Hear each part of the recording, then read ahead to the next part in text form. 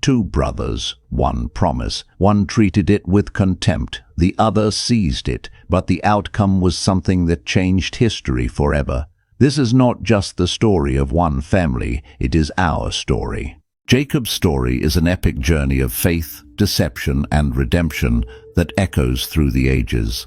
In a world where cunning often triumphs over integrity, Jacob's life confronts us with uncomfortable truths about human nature and the divine plan. Have you ever wondered how God can use imperfect people to fulfill his purposes? Get ready for a narrative that will challenge your notions of justice and mercy as we explore the surprising origin of a chosen nation. Genesis 25:21 introduces us to a couple in distress. Isaac prayed to the Lord on behalf of his wife because she was barren. The Lord answered his prayer, and his wife Rebekah became pregnant. In ancient times, barrenness was seen as a curse, and Rebekah carried that burden for 20 years. Imagine the despair that must have consumed the hearts of this couple, heirs to the promise made to Abraham, yet unable to conceive a child. God's answer to Isaac's prayer didn't come without complications. Genesis 25:22-23 reveals the babies jostled each other within her, and she said, "Why is this happening to me?" So she went to inquire of the Lord. The Lord said to her, "Two nations are in your womb, and two peoples from within you will be separated. One people will be stronger than the other, and the older will serve the younger." Rebekah's pregnancy was a foreshadowing of the conflict that would mark not only the lives of her sons, but entire nations. The divine prophecy overturned the natural order of things. The older would serve the younger. From the womb, God was setting a pattern that would challenge human conventions. Genesis 25:24-26 narrates the dramatic birth. When the time came for her to give birth, there were twin boys in her womb. The first to come out was red, and his whole body was like a hairy garment. So they named him Esau. After this, his brother came out, with his hand grasping Esau's heel, so he was named Jacob. Isaac was 60 years old when Rebekah gave birth to them. The contrast between the twins was evident from birth. Esau, the firstborn, was red and hairy, characteristics that foreshadowed his rugged and impulsive nature. Jacob, on the other hand, was born clutching his brother's heel, a gesture prophetic of his cunning and determined personality. As the boys grew, their differences became more pronounced. Genesis 25:27-28 describes, "The boys grew up, and Esau became a skillful hunter, a man of the open country, while Jacob was content to stay at home among the tents."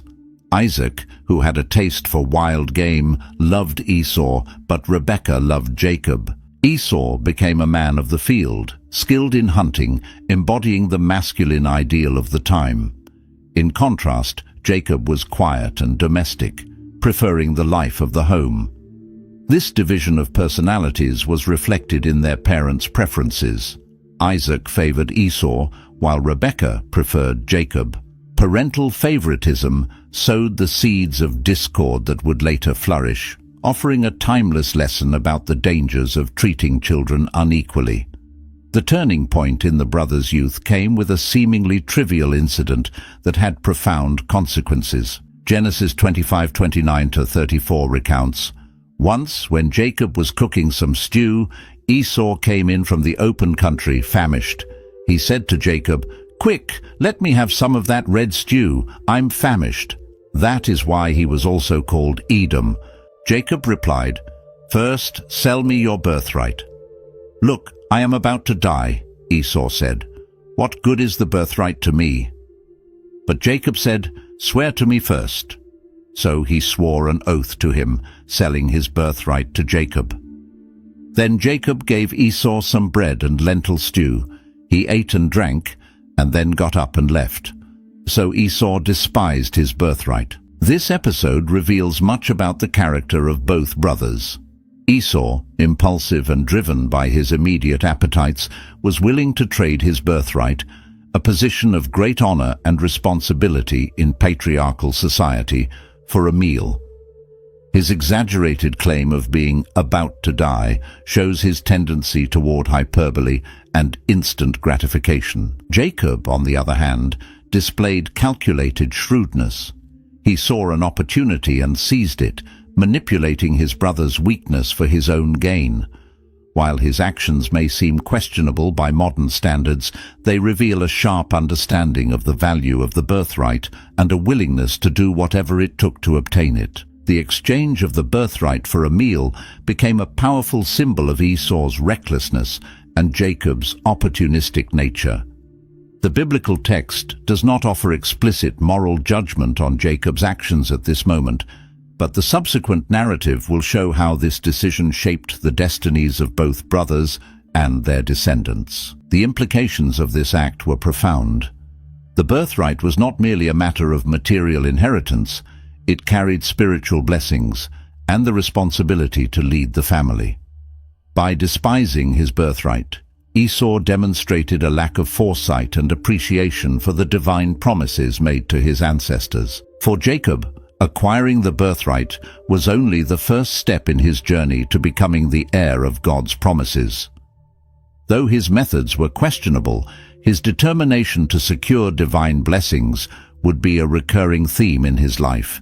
This episode sets the stage for the future events in Jacob's life. His cunning and determination would lead him to great heights, but also place him in situations of conflict and danger. Jacob's story reminds us that God can use even our flaws and imperfections to fulfill his greater purposes. Genesis 27:1-4 takes us to a crucial moment in Isaac's life. When Isaac was old and almost blind, he called for his older son Esau and said, "My son." "Yes, father," he answered. Isaac said, "I am old and do not know the day of my death. Now take your weapons, your bow and your quiver, and go out to the field to hunt game for me. Prepare for me the delicious food I love, and bring it to me to eat, so that I may bless you before I die." Isaac's old age and blindness created a scene of urgency and vulnerability. Aware of his mortality, he wanted to fulfill his paternal duty to bless his firstborn before leaving this world. The blessing was not merely a formality, it was a prophetic and powerful act that would determine the destiny of the blessed and his descendants. Isaac's plan to bless Esau reveals his continued preference for the older son, despite the sale of the birthright years earlier. Perhaps Isaac was unaware of the agreement between the brothers or considered it invalid. Regardless, his intention to bless Esau triggered a series of events that would forever change the course of the family's history. Genesis 27:5-10 introduces Rebekah's strategy to favor Jacob. Now Rebekah was listening when Isaac spoke to his son Esau. So when Esau went to the field to hunt for game, Rebekah said to her son Jacob, "I heard your father say to your brother Esau, 'Bring me game and prepare me the delicious food to eat, so that I may bless you in the presence of the Lord before I die. Now my son, listen to me as I command you. Go to the flock and bring me 2 choice young goats, so that I can prepare some delicious food for your father, the kind he loves. Then take it to your father to eat, so he may bless you before he dies." Rebekah's plan was bold and risky. She not only interfered with her husband's will, but also placed her favorite son in a dangerous position. Her actions reflect a complex mix of motives: the desire to see God's prophecy fulfilled that the older will serve the younger, her preference for Jacob, and possibly her belief that Jacob was more suited to lead the family. The preparation of the stew was just the first step. Genesis 27:11-17 details Jacob's elaborate disguise. But Jacob said to Rebekah, his mother, "But my brother Esau is a hairy man, and I am a smooth man. What if my father touches me? I would appear to be tricking him and bring down a curse on myself rather than a blessing." His mother said to him, "My son, let the curse fall on me. Just do what I say. Go and get them for me." So he went and got them and brought them to his mother, and she prepared the delicious food, the kind his father loved. Then Rebekah took the best clothes of Esau, her older son, which she had at home, and put them on her younger son Jacob. She also covered his hands and the smooth part of his neck with the goat skins. Then she handed to her son Jacob the delicious food and the bread she had made. This passage reveals Jacob's initial hesitation, not from moral principles, but from fear of being caught. Rebekah's response, taking responsibility for any curse, demonstrates her determination to see her plan realized. The elaborate disguise, using Esau's clothes and goat skins, shows how far they were willing to go to deceive Isaac. Jacob's encounter with Isaac is narrated in Genesis 27:18-29 with palpable tension. Jacob went to his father and said, "My father." "Yes, who are you, my son?" Isaac asked. Jacob said to his father, "I am Esau, your firstborn. I have done as you told me. Please sit up and eat some of my game, so that you may bless me." Isaac asked his son, "How did you find it so quickly, my son?" "The Lord your God gave me success," he replied. Then Isaac said to Jacob, "Come near so I can touch you, my son, to know whether you really are my son Esau or not." The scene is filled with suspense. Jacob repeatedly lies, even invoking God's name to lend credibility to his story. Isaac, suspicious, insists on touching his son. Genesis 27:22-23 continues, "Jacob went close to his father Isaac, who touched him and said, 'The voice is the voice of Jacob, but the hands are the hands of Esau.' He did not recognize him, for his hands were hairy like those of his brother Esau, so he blessed him." The test of touch reveals Isaac's internal conflict. His senses are at odds. Touch says it's Esau, but the voice is Jacob's. Yet, trusting his sense of touch more than his hearing, Isaac proceeds with the blessing. The blessing given to Jacob, recorded in Genesis 27:27-29, is powerful and comprehensive. He smelled the smell of his clothes and blessed him, saying, "Ah, the smell of my son is like the smell of a field that the Lord has blessed. May God give you of heaven's dew and of earth's richness, an abundance of grain and new wine. May nations serve you and peoples bow down to you. Be lord over your brothers, and may the sons of your mother bow down to you. Cursed be those who curse you, and blessed be those who bless you." This blessing, rich in imagery and promises, encompasses material prosperity, political dominion, and a special spiritual status. Ironically, the blessing includes dominion over his brothers, echoing the prophecy given before the twins were born. Esau's return and the discovery of the deception are narrated with dramatic intensity in Genesis 27:30-35. After Isaac finished blessing him, and Jacob had scarcely left his father's presence, his brother Esau came in from hunting. He too prepared some delicious food and brought it to his father. Then he said to him, "My father, sit up and eat some of my game so that you may bless me." His father Isaac asked him, "Who are you?" "I am Esau, your firstborn," he answered. Isaac trembled violently and said, "Who was it then that hunted game and brought it to me? I ate it just before you came, and I blessed him, and indeed he will be blessed." When Esau heard his father's words, he burst out with a loud and bitter cry and said to his father, "Bless me, me too, my father." But he said, "Your brother came deceitfully and took your blessing." Isaac's reaction, trembling violently, reveals the shock and horror of the discovery. His declaration, "And indeed he will be blessed," indicates his understanding that the blessing, once spoken, could not be revoked. It was a prophetic word, not merely a paternal wish. Esau's despair is palpable. Genesis 27:36-38 captures his anguish. Esau said, "Isn't he rightly named Jacob? This is the second time he has taken advantage of me. He took my birthright, and now he's taken my blessing." Then he asked, "Haven't you reserved any blessing for me?" Isaac answered Esau, "I have made him lord over you and have made all his relatives his servants, and I have sustained him with grain and new wine. So what can I possibly do for you, my son?" Esau said to his father, "Do you have only one blessing, my father? Bless me too, my father." Then Esau wept aloud. Esau's pain is deep, but it also reveals his previous lack of understanding about the value of the birthright. Only now does he fully grasp what he has lost. His plea for a blessing, any blessing, is touching. Isaac offers Esau a secondary blessing in Genesis 27:39-40. His father Isaac answered him, "Your dwelling will be away from the earth's richness, away from the dew of heaven above. You will live by the sword, and you will serve your brother.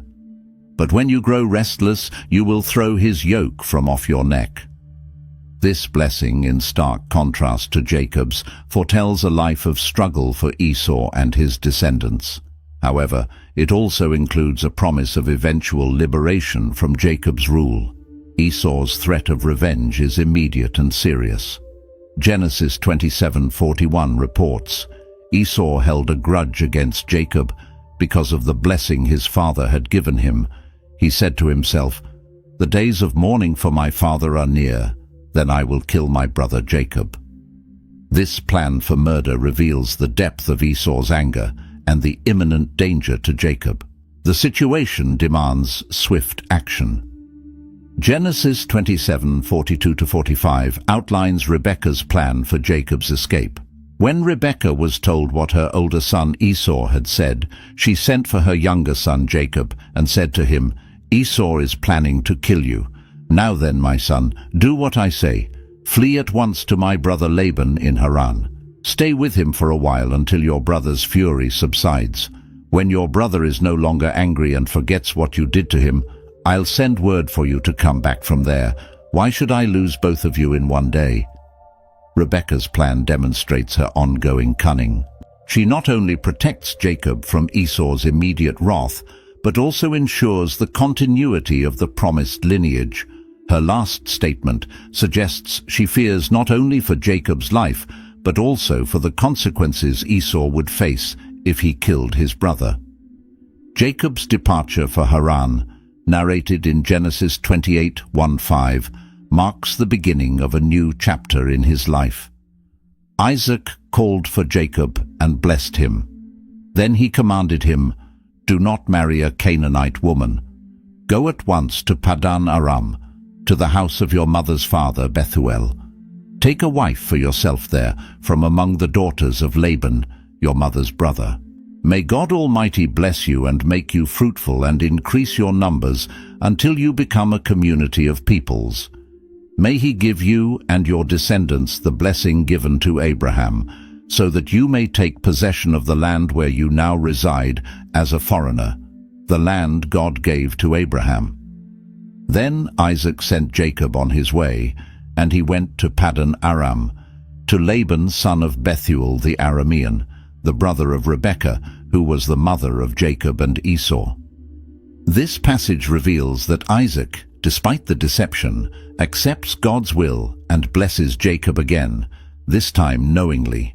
He also gives specific instructions about marriage, emphasizing the importance of maintaining the purity of the family line. Thus, Jacob departs, leaving behind a divided family and an enraged brother. His journey to Haran is not just a physical escape, but the beginning of a spiritual transformation. The events that follow will shape his character and prepare him to become Israel, the father of the 12 tribes. The story of Jacob's deception and flight is a powerful reminder of how human actions, even those motivated by ambition or fear, can be used by God to fulfill his greater purposes. It also illustrates the lasting consequences of our choices and the complexity of family relationships. Genesis 28:10-11 marks the beginning of Jacob's journey toward Haran. Jacob left Beersheba and set out for Haran. When he reached a certain place, he stopped for the night because the sun had set.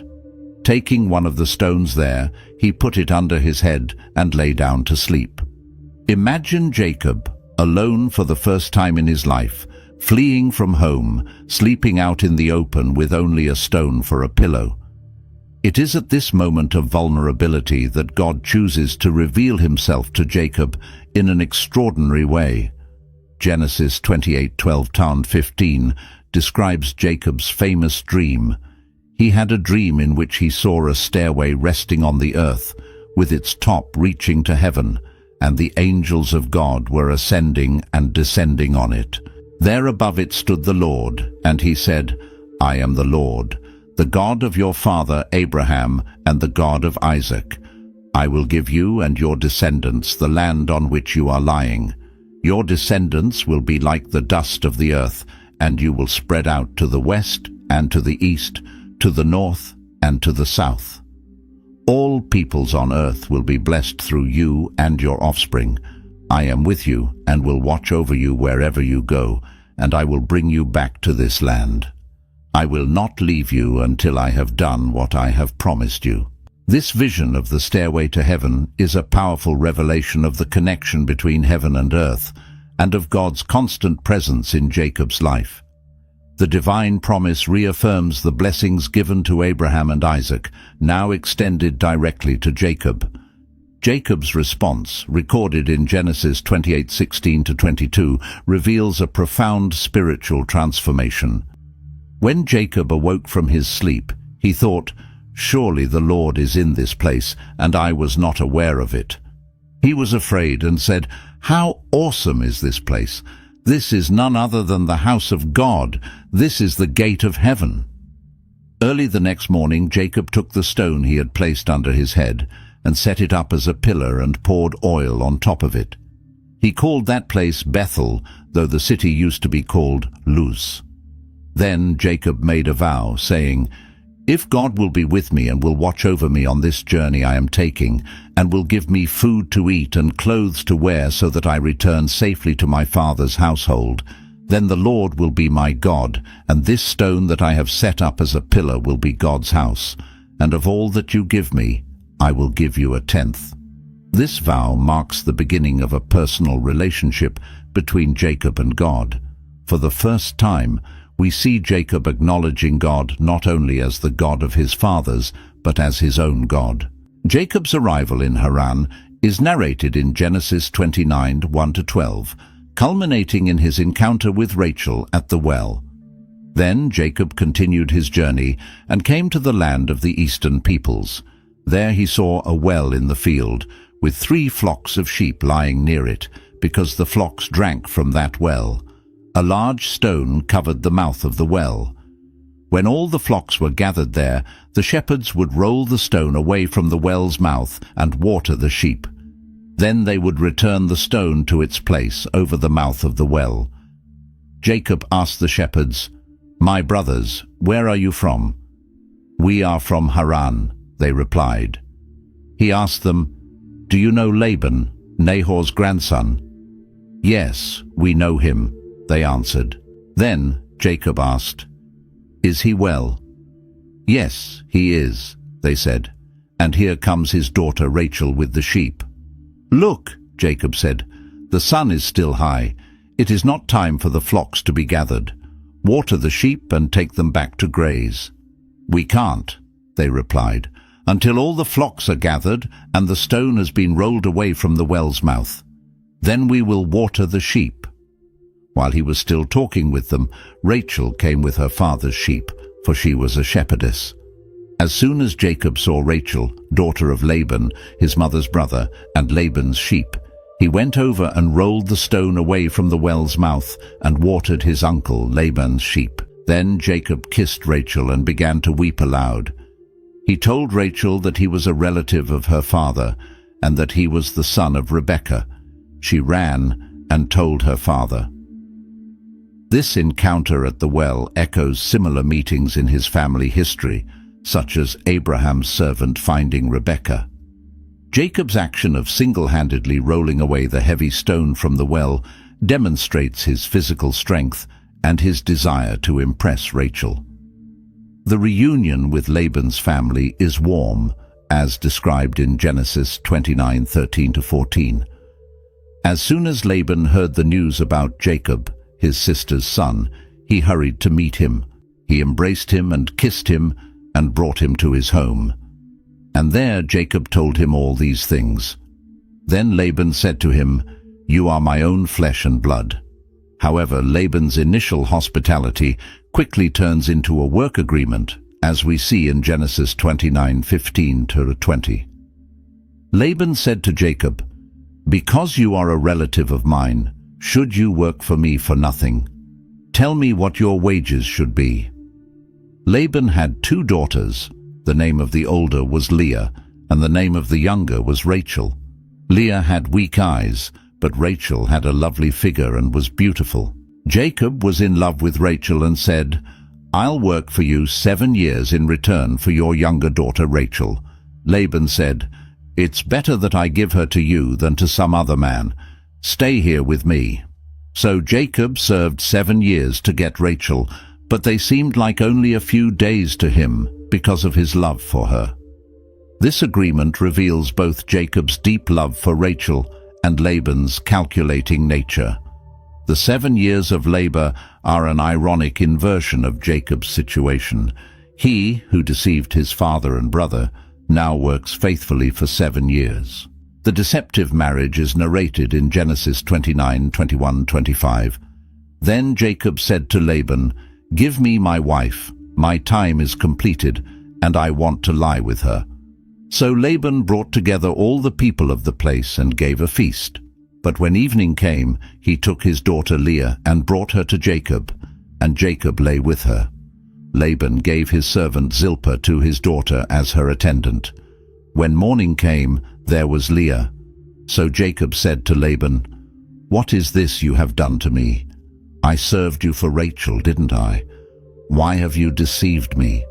The irony of this situation cannot be overlooked. Jacob, who deceived his blind father, is now deceived in the darkness of his wedding night. Jacob's question, "Why have you deceived me?" echoes the question that Esau must have asked him years before. Laban's response and the second agreement are described in Genesis 29:26-30. Laban replied, "It is not our custom to give the younger daughter in marriage before the older one. Finish this daughter's bridal week. Then we will give you the younger one in return for another 7 years of work." And Jacob did so. He finished the week with Leah, and then Laban gave him his daughter Rachel to be his wife. Laban gave his servant Bilhah to his daughter Rachel as her attendant. Jacob lay with Rachel also, and he loved Rachel more than Leah, and he worked for Laban another 7 years. Thus Jacob finds himself married to 2 sisters, a situation that will create tension and rivalry in the years to come. Jacob's preferential love for Rachel mirrors the favoritism of his own parents, perpetuating a cycle of family conflict. Jacob's children are born amid this rivalry, as described in Genesis 29:31-35 and 31:24. Leah gives birth to Reuben, Simeon, Levi, and Judah. Rachel, unable to conceive, gives her servant Bilhah to Jacob, who bears Dan and Naphtali. Leah, seeing that she stopped having children, gives her servant Zilpah to Jacob, who bears Gad and Asher. Leah then conceives again and gives birth to Issachar and Zebulun. Finally, Rachel conceives and gives birth to Joseph. This narrative of births is filled with tension and competition between the sisters, each seeking to gain Jacob's favor through motherhood. The names given to the children often reflect their mother's emotions and hopes. The years in Haran transformed Jacob from a young bachelor into a man with a large and complex family. Through deceit, hard work, and family rivalries, Jacob begins to experience the consequences of his past actions. However, amid all this, we see the gradual fulfillment of God's promise to make him a great nation. Genesis 30:25-28 marks the beginning of Jacob's desire to return to his homeland. After Rachel gave birth to Joseph, Jacob said to Laban, "Send me on my way so I can go back to my own homeland. Give me my wives and children, for whom I have served you, and I will be on my way. You know how much work I have done for you." But Laban said to him, "If I have found favor in your eyes, please stay. I have learned by divination that the Lord has blessed me because of you." He added, "Name your wages, and I will pay them." This passage reveals the tension between Jacob's desire to return and Laban's desire to keep him, recognizing the blessings Jacob has brought. Jacob's prosperity as a shepherd is described in Genesis 30:29-43. Jacob proposes an apparently unfavorable deal for himself, asking only for the speckled and spotted animals from the flock. However, through a combination of selective breeding and possibly divine intervention, Jacob manages to significantly increase his wealth. Genesis 31:1-3 describes the growing resentment of Laban's sons and God's command for Jacob to return. Jacob, however, heard that Laban's sons were saying, "Jacob has taken everything that belonged to our father and gained all this wealth at our father's expense." And Jacob noticed that Laban no longer treated him as before. Then the Lord said to Jacob, "Return to the land of your ancestors and to your own people, and I will be with you." The secret planning of the departure is narrated in Genesis 31:4-13, where Jacob explains the situation to Rachel and Leah, revealing a dream in which God instructed him to leave. Jacob's wives support his decision, acknowledging their father's unjust treatment. Genesis 31:17-21 describes the escape during the sheep shearing. Then Jacob put his children and his wives on camels, and he drove all his livestock ahead of him, along with all the goods he had accumulated in Paddan Aram, to go back to his father Isaac in the land of Canaan. When Laban had gone to shear his sheep, Rachel stole her father's household gods. Moreover, Jacob deceived Laban the Aramean by not telling him he was fleeing. He fled with all he had, crossed the Euphrates River, and headed for the hill country of Gilead. Rachel's theft of the household gods adds complexity to the situation, possibly indicating her reluctance to sever ties with her family completely. The pursuit of Laban is narrated in Genesis 31:22-25.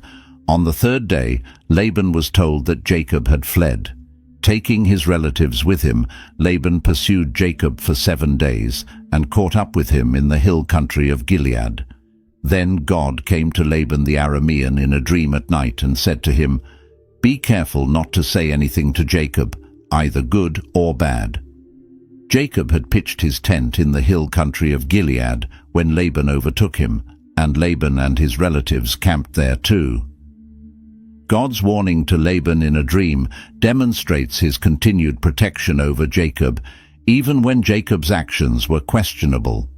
The confrontation on Mount Gilead is described in Genesis 31:26-42. Laban accuses Jacob of secretly fleeing and stealing his household gods. Unaware of Rachel's theft, Jacob allows Laban to search the entire camp. Rachel, sitting on the gods, deceives her father by claiming she cannot get up because of her menstrual period, preventing him from searching where she was sitting. Jacob then expresses his frustration over Laban's treatment over the years. "For 20 years I was with you. Your sheep and goats did not miscarry, nor did I eat rams from your flocks. I did not bring you animals torn by wild beasts. I bore the loss myself, and you demanded payment from me for whatever was stolen by day or night. The heat consumed me in the daytime and the cold at night, and sleep fled from my eyes. It was like this for 20 years I was in your household. I worked for you 14 years for your 2 daughters and 6 years for your flocks, and you changed my wages 10 times. If the God of my father, the God of Abraham, and the fear of Isaac had not been with me, you would surely have sent me away empty-handed. But God has seen my hardship and the toil of my hands, and last night he rebuked you." This passionate speech reveals Jacob's sense of injustice and his belief in divine intervention on his behalf. The covenant between Jacob and Laban is established in Genesis 31:43-55. They set up a heap of stones as a witness to their agreement not to harm each other. Laban calls the heap Jegar Sahadutha in Aramaic, while Jacob calls it Galid in Hebrew, both meaning heap of witness. Genesis 31:55 marks their final separation. Early the next morning, Laban kissed his grandchildren and his daughters and blessed them. Then he left and returned home. With this farewell, a significant chapter of Jacob's life comes to an end. He leaves Haran no longer as a young man, but as the patriarch of a large and prosperous family. The encounter with angels at Mahanaim is briefly mentioned in Genesis 32:1-2. Jacob also went on his way, and the angels of God met him. When Jacob saw them, he said, "This is the camp of God." So he named that place Mahanaim. This encounter serves as a reminder of God's continued presence and protection, preparing Jacob for the challenge ahead. The preparation for the meeting with Esau is narrated in Genesis 32:3-21.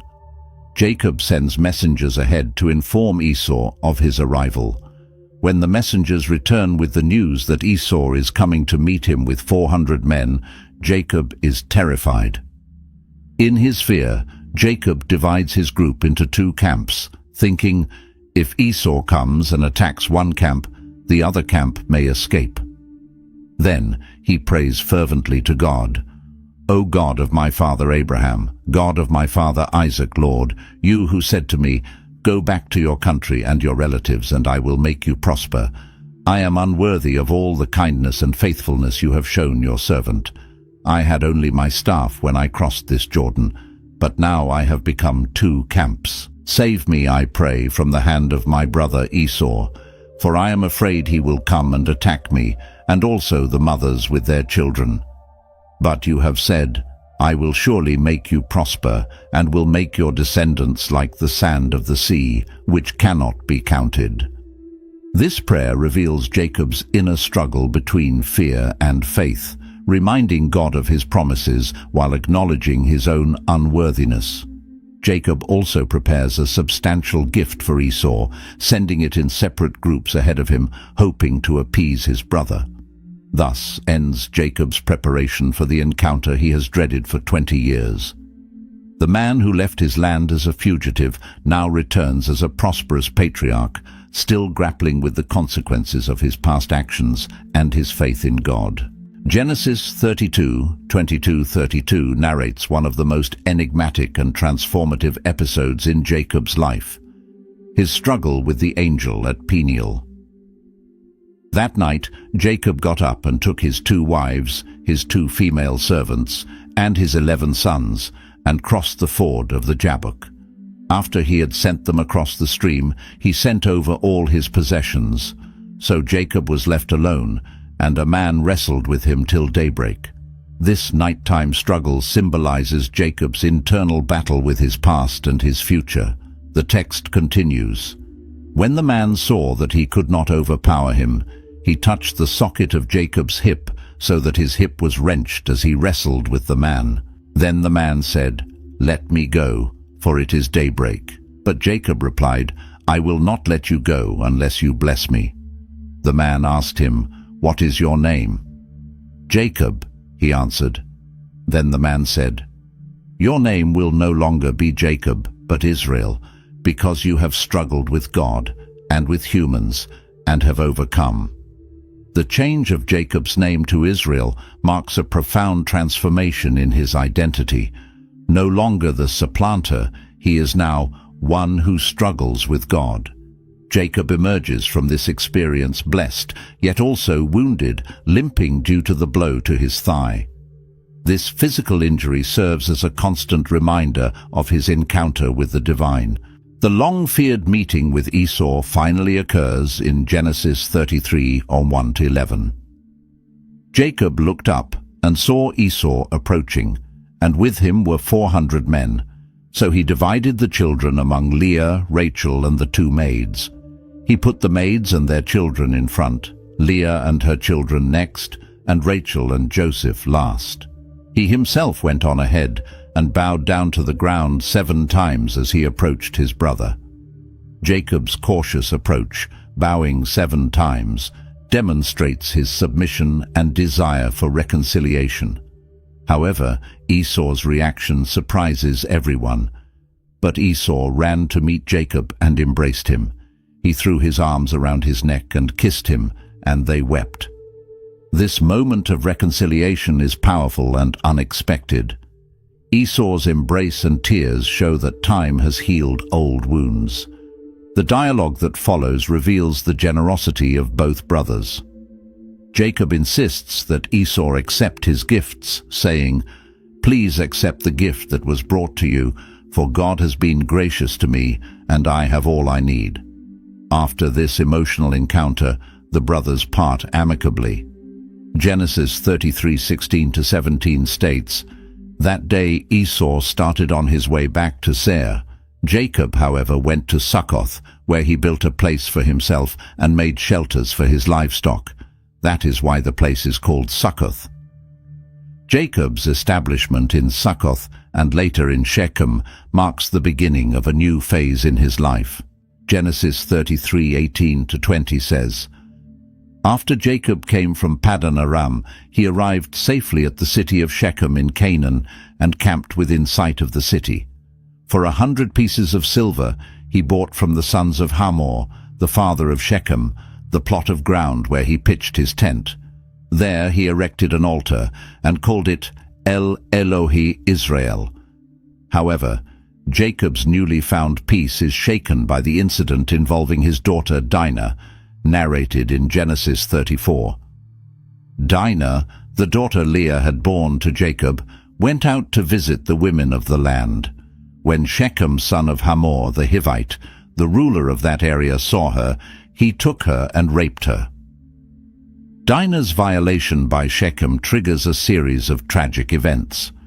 Although Shechem falls in love with Dinah and asks to marry her, Jacob's sons, particularly Simeon and Levi, plot revenge.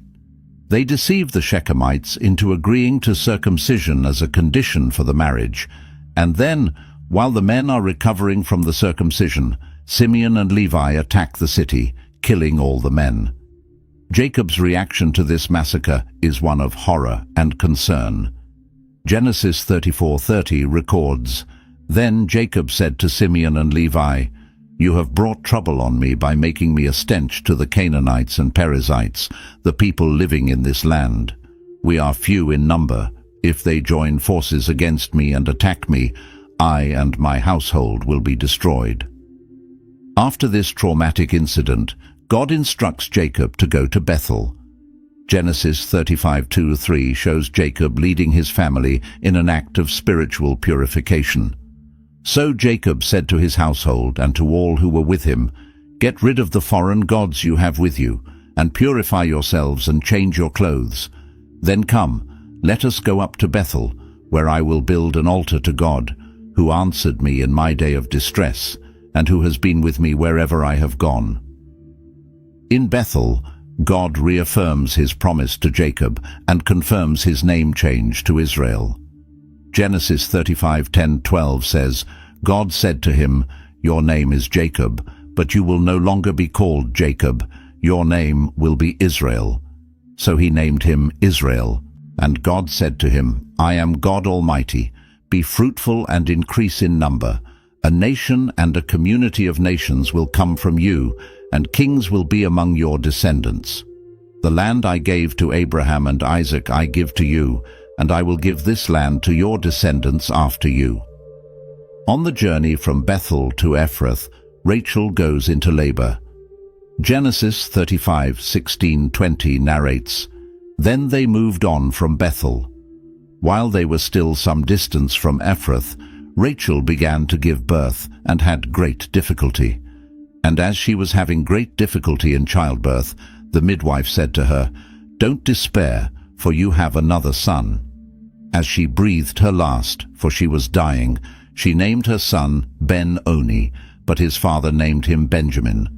So Rachel died and was buried on the way to Ephrath, that is Bethlehem.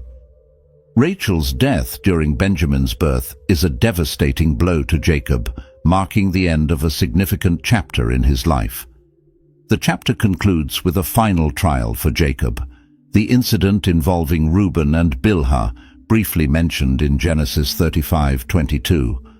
While Israel was living in that region, Reuben went in and slept with his father's concubine Bilhah, and Israel heard of it. This act by Reuben, the firstborn, will have lasting consequences, affecting his position in the family and his future inheritance.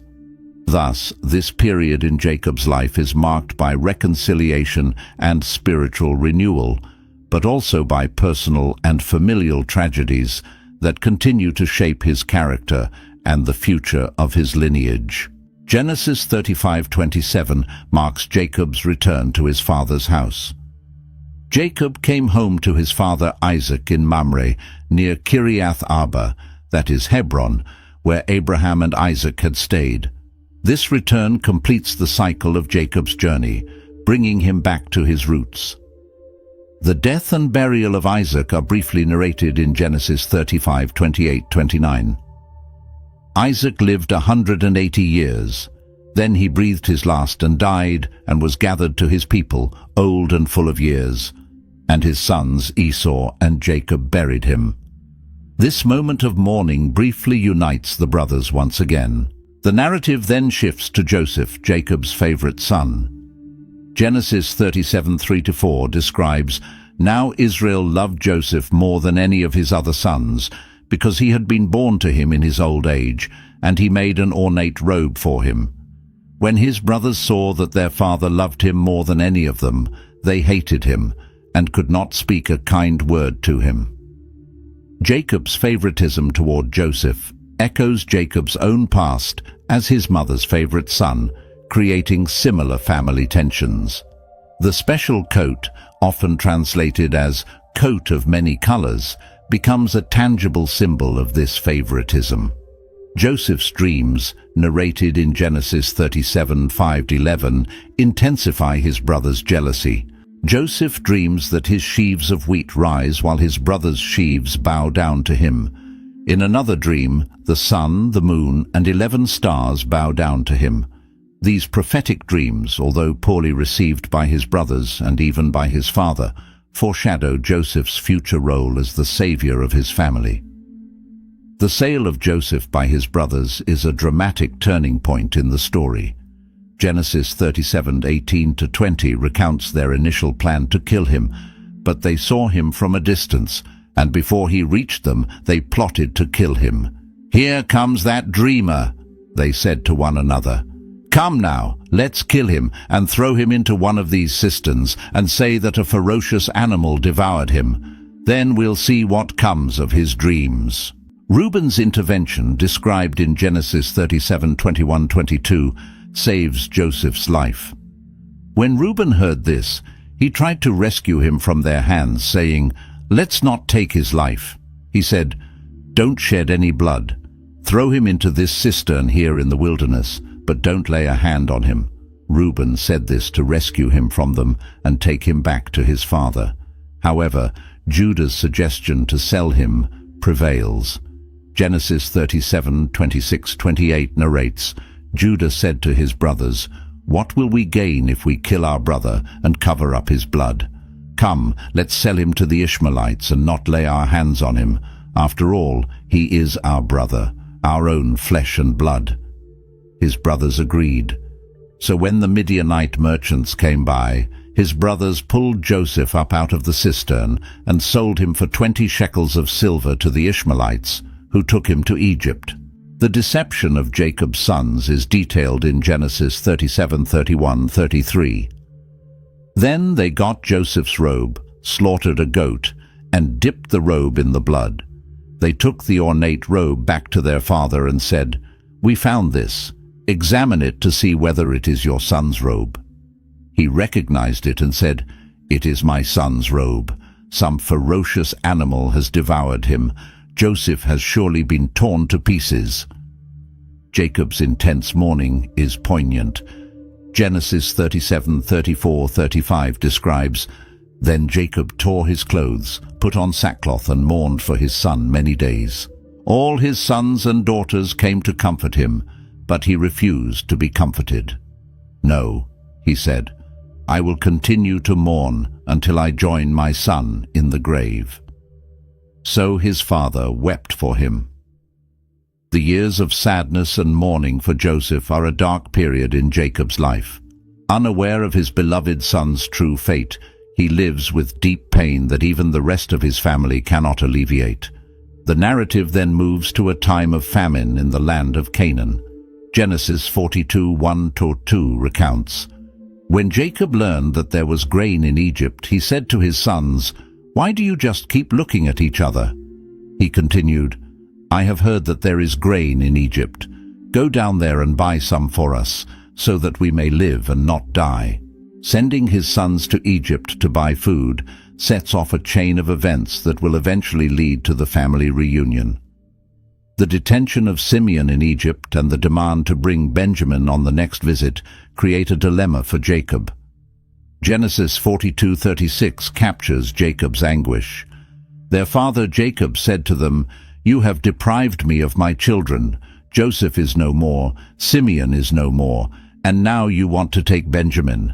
Everything is against me." His reluctance to send Benjamin, the last son of his beloved Rachel, is understandable in light of his previous losses. The second trip to Egypt with Benjamin is narrated in Genesis 43. Judah's insistence and his personal guarantee for Benjamin's safety finally convinced Jacob to let him go. Genesis 43:11-14 shows Jacob blessing the mission. Then their father Israel said to them, "If it must be, then do this. Put some of the best products of the land in your bags and take them down to the man as a gift. A little balm and a little honey, some spices and myrrh, some pistachio nuts and almonds. Take double the amount of silver with you, for you must return the silver that was put back into the mouths of your sacks. Perhaps it was a mistake. Take your brother also, and go back to the man at once. And may God Almighty grant you mercy before the man, so that he will let your other brother and Benjamin come back with you. As for me, if I am bereaved, I am bereaved." Joseph's revelation to his brothers, narrated in Genesis 45, is one of the most emotional moments in the biblical narrative. When Joseph finally reveals himself, he sends his brothers back with a message for Jacob in Genesis 45:9-11. "Now hurry back to my father and say to him, 'This is what your son Joseph says. God has made me lord of all Egypt. Come down to me, don't delay. You shall live in the region of Goshen and be near me, you, your children and grandchildren, your flocks and herds, and all you have. I will provide for you there, because 5 years of famine are still to come. Otherwise, you and your household and all who belong to you will become destitute." The invitation for Jacob to move to Egypt is initially met with disbelief. Genesis 45:26-28 describes, "They told him, 'Joseph is still alive. In fact, he is ruler of all Egypt.' Jacob was stunned. He did not believe them. But when they told him everything Joseph had said to them, and when he saw the carts Joseph had sent to carry him back, the spirit of their father Jacob revived. And Israel said, "I'm convinced. My son Joseph is still alive. I will go and see him before I die." Jacob's initial hesitation is understandable given the magnitude of the news. However, he receives divine confirmation in Beersheba, as narrated in Genesis 46:2-4. "And God spoke to Israel in a vision at night and said, 'Jacob, Jacob.' 'Here I am,' he replied. Then God said, 'I am God, the God of your father. Do not be afraid to go down to Egypt, for I will make you into a great nation there. I will go down to Egypt with you, and I will surely bring you back again, and Joseph's own hand will close your eyes.'" The journey to Egypt and the emotional reunion with Joseph are described in Genesis 46:29-30. Joseph had his chariot made ready and went to Goshen to meet his father Israel. As soon as Joseph appeared before him, he threw his arms around his father and wept for a long time. Israel said to Joseph, "Now I am ready to die, since I have seen for myself that you are still alive." The settlement in the land of Goshen marks the beginning of the final phase of Jacob's life. Genesis 47:7-10 narrates Jacob's encounter with Pharaoh. Then Joseph brought his father Jacob in and presented him before Pharaoh. After Jacob blessed Pharaoh, Pharaoh asked him, "How old are you?" And Jacob said to Pharaoh, "The years of my pilgrimage are 130. My years have been few and difficult, and they do not equal the years of the pilgrimage of my fathers." Then Jacob blessed Pharaoh and went out from his presence. The last 17 years of Jacob's life in Egypt were a time of relative peace and prosperity. Genesis 47:27-28 summarizes, "Now the Israelites settled in Egypt in the region of Goshen. They acquired property there and were fruitful and increased greatly in number. Jacob lived in Egypt 17 years, and the years of his life were 147. Jacob's final blessings are recorded in Genesis 48 and 49. He adopts Ephraim and Manasseh, Joseph's sons, as his own, elevating them to the status of tribes. In a reflection of his own story, Jacob crosses his hands as he blesses them, giving the younger, Ephraim, the greater blessing. The prophecies for each of Jacob's 12 sons, narrated in Genesis 49, are rich in symbolism and meaning for Israel's future as a nation. Each son receives a blessing, or in some cases, a rebuke, that will shape the destiny of his tribe. Jacob's instructions for his burial are clear and emphatic. Genesis 49:29-32 records, "Then Jacob gave them these instructions. I am about to be gathered to my people.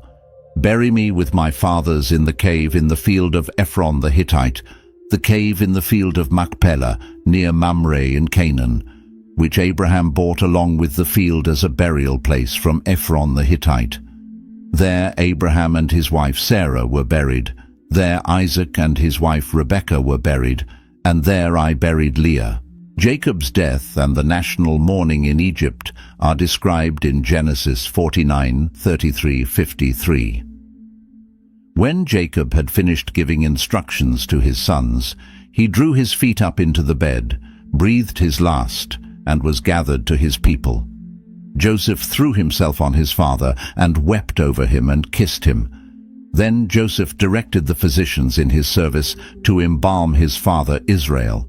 So the physicians embalmed him, taking a full 40 days, for that was the time required for embalming. And the Egyptians mourned for him 70 days. The grand funeral and burial in the cave of Machpelah, narrated in Genesis 50:7-13, mark the end of Jacob's earthly life, but not the end of his legacy. His life, marked by struggles, deceit, loss, and reconciliation, stands as a testament to God's faithfulness and the complexity of the human experience. Jacob's journey shows us that God can use even our failures and struggles to fulfill his purposes. What lessons have you drawn from the life of this patriarch? How does Jacob's story relate to your own journey of faith? If this video touched your heart or made you reflect, don't keep it to yourself. Share it with someone who could benefit from this message. Jacob's story reminds us that transformation is possible for all of us. Did you enjoy this content? Then don't forget to subscribe to the channel and turn on notifications so you won't miss any of our upcoming videos about biblical characters and the life lessons we can learn from them. Remember, just as God worked in Jacob's life, he wants to work in your life too. See you in the next video.